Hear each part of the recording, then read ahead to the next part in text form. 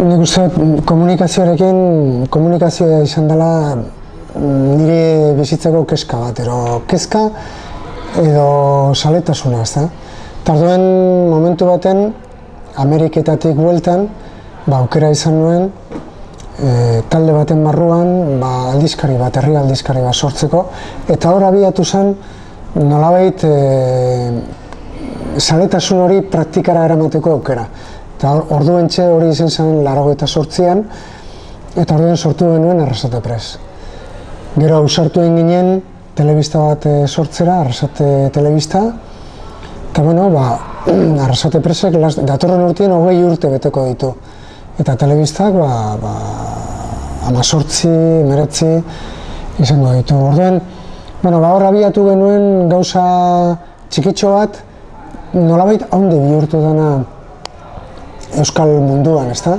Herri aldizkarien mugimendu bat sortu dalako euskeraz, eta herri aldizkariek toki bat egin dute merkatuan ere bai, doako komunikabideen artean.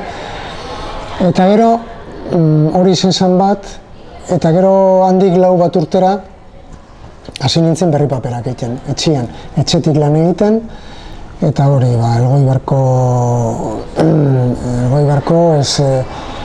egin nituen hainbat herri aldizkarien zerarentzat, aldizkarientzat,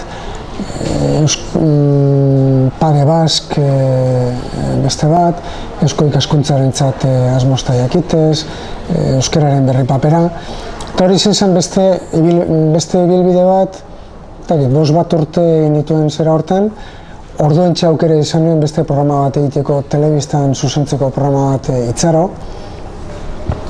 Eta gero, itzuli nintzen Arrasate Press, Arrasate Telebistara, eta orduentxe nolabait saietzetik baldin badabe, parte hartu nuen laguntzen Goiena mugimenduaz sortzen, ezta?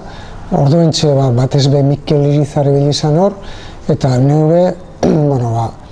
nolabait sortu arte, hantxe parte hartu nuen, orduentxe bildu egin ziren herri komunikabide asko eta sortu zuten eskualde komunikabide potente bat. 2000 urtean izan zen, gutxi gora beraia utzi nuen Goiena, eta orduentxe aukera izan nuen Eibartar talde bat ezagutzeko, Luistxo Fernandez, Gari Araolaza eta bar, eta haiek erakutsi zidaten zer zen blog bat, artean guk ez genuen ezagutzen, eta erakutsi zidaten barrapunto, eta orduentxe geratu nintzen lehura, eta blog bat sortu, zan webgune bat erresa egiteko, eta gainera batez be lehuratu ninduen, ez zeukalako morrontzarik nik ordura arte sufritu behar izan dituen morrontzak, ezta?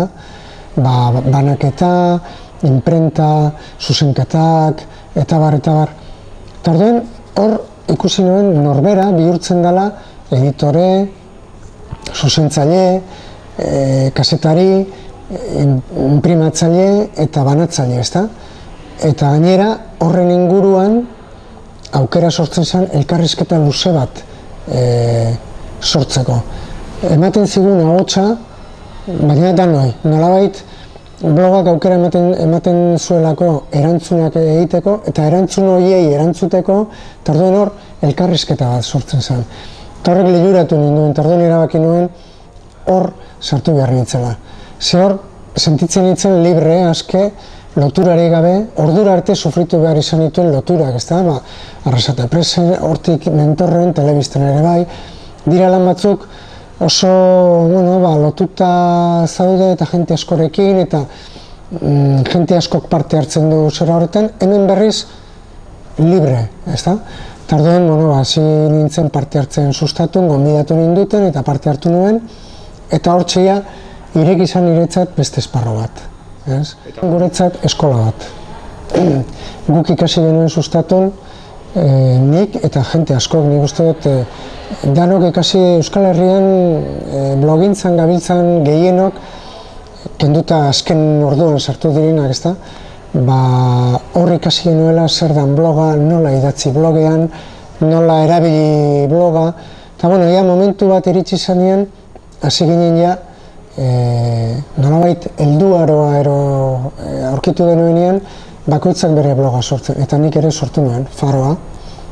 Blog hori sortu nuen, beste blog bat Faroan kontatzen ditut nire gauzak, ezta? Baina gero sortu ditut beste batzuk. Nisakon, nire fakultadearentzat, fakultadearen adar batentzat, eta gero Lilliput izan zen beste blog bat, esperimentu bat, esan nahi, ia kapaz nahi zen, bi lerroko mezuak sortzeko pixka bat, eta, ebili nintzen, gertatzen zen, esperimentu moduan, frogatu nuen baietz, kapaz nintzela, baina gero lanez ezin elikatu.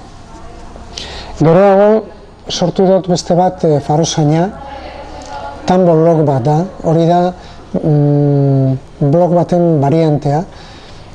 Batez ere, iruditu zitzaidalako oso erresa eta oso aproba diferentia, eta zen, hau probatu beharra daukat, gero nire ikaslei probatzeko. Eta azken aldi honetan, otsaila eskero,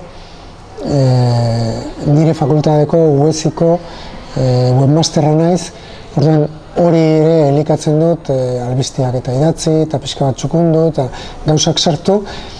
Eta hori dela eta Ploner aplikazioa be ikasi behar izan dut apurtxo bat. Eta geroz eta gehiago nabil sartzen.